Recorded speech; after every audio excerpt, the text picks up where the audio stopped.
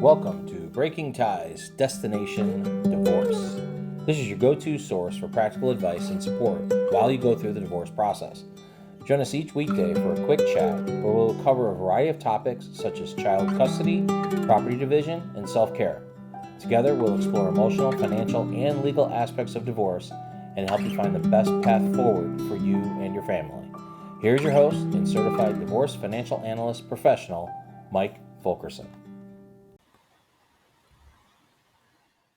Welcome back to another episode of Breaking Ties, Destination Divorce. I'm your host, Mike Fulkerson, financial advisor and certified divorce financial analyst professional.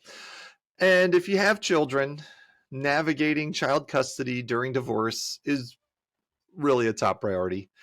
Today, we're going to break down everything you need to know about child custody agreements. And let's start with understanding what a child custody agreement is. And so, in the divorce process, really, custody agreements outline how parents' responsibilities are shared after a divorce. There's two main components to this. There's the legal custody and the physical custody.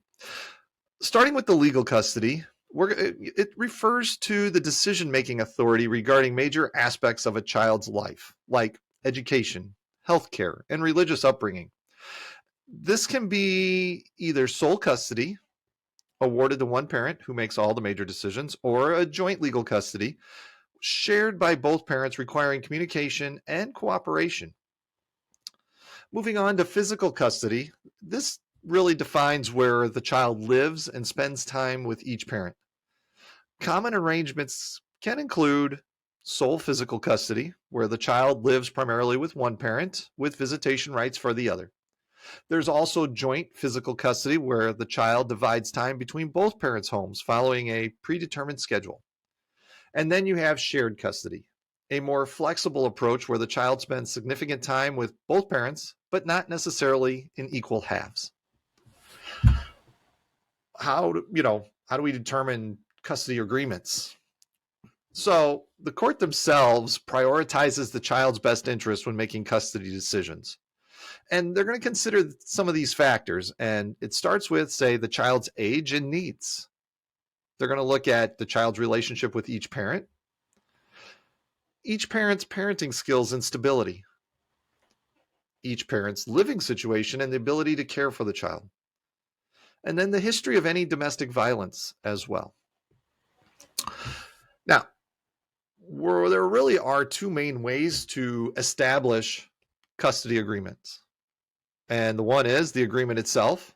You and your spouse work together to create a parenting plan that outlines custody arrangements, visitation schedules, and communication protocols.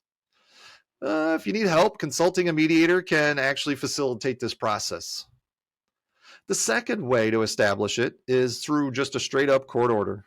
If you can't agree, the judge will make custody determination based on the factors I talked about a little earlier. Now, custody agreements aren't set in stone. As circumstances change, a job relocation, a child's growing needs, modifications may be necessary. Both parents can agree on changes, or one parent can petition the court for a modification. When you get into these child custody agreements, and especially if you're considering modifying, an experienced divorce attorney specializing in child custody might prove to be invaluable. They can explain your options, advocate for your parental rights, and help you create a custody agreement that prioritizes your child's well-being. Just remember, there is no one-size-fits-all solution. The best custody arrangement is the one that best serves your children's needs. Thank you for joining me on this episode of Breaking Ties, Destination Divorce. Should you have questions, leave a comment, email, call. I'm happy to help. Divorce is not the end of your story. It is the start of your next great chapter. And with that, I bid you a good day.